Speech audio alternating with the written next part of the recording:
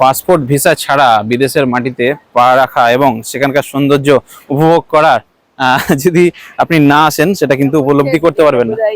দেখতে পাচ্ছেন কত সুন্দর চারপাশের প্রকৃতিটা, পাহাড়ে ঘেরা পরিবেশ এবং একটি ঝুলন্ত ব্রিজ দিয়ে আমরা হেঁটে চলেছি। একদম ঝুলছে যে ব্রিজটা দেখতে পাচ্ছেন, নিচে দিয়ে বয়ে গেছে বহমান নদী এবং চারিদিকে পাহাড় দিয়ে ঘিরে রেখেছে যেটা জায়গা, এটা হচ্ছে আমাদের ভারতবর্ষের প্রতিবেশী রাষ্ট্র অর্থাৎ ভুটানে আমাচু ব্রিজ। এই ব্রিজটা দিয়ে হেঁটে চলেছি এখন।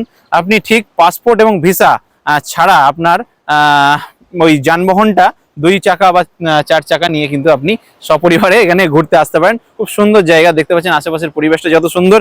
এই ভুটানের যে প্রকৃতি এটা খুবই সুন্দর এবং এই যে ব্রিজ একটা অন্য একদম অভিজ্ঞতা, আপনাকে সমৃদ্ধ করে তুলবে। আপনার যে রোজকার কাজের যে স্ট্রেস, সেই স্ট্রেস যদি আপনি কমাতে চান, এই একদম মানে পশ্চিমবঙ্গের লাগোয়া আলিপুরদুয়ার একটা জায়গা, আলিপুরদুয়ার জেলার একটা জায়গা জয়গাঁও যদি আপনি পেরোন একদম সরাসরি আপনি কিন্তু ভুটানে প্রবেশ করবেন। এই পাহাড়টা একদম পাহাড়টার ওই পাশটাতে কিন্তু আমাদের আলিপুরদুয়ার অবস্থিত এবং আপনি পাসপোর্ট ভিসা ছাড়া আপনার ওই আধার কার্ড বা ভোটার কার্ড অথবা কোনো বৈধ পরিচয়পত্র দেখিয়ে কিন্তু আপনি একটা অন্য রাষ্ট্রে প্রবেশ করতে পারবেন এবং সেখানকার যে সৌন্দর্য সেটা কিন্তু উপভোগ করতে পারবেন। দেখতে পাচ্ছেন আমরা এই সৌন্দর্য উপভোগ করছি এবং এখানকার যে প্রকৃতি কত সুন্দর, আপনি না এলে এখানে এইটা উপলব্ধি করা কিন্তু সম্ভব নয়।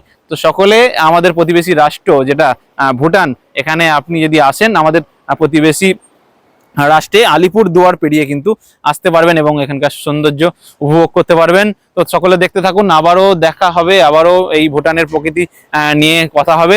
সকলকে ধন্যবাদ, সুস্থ থাকবেন, ভালো থাকবেন।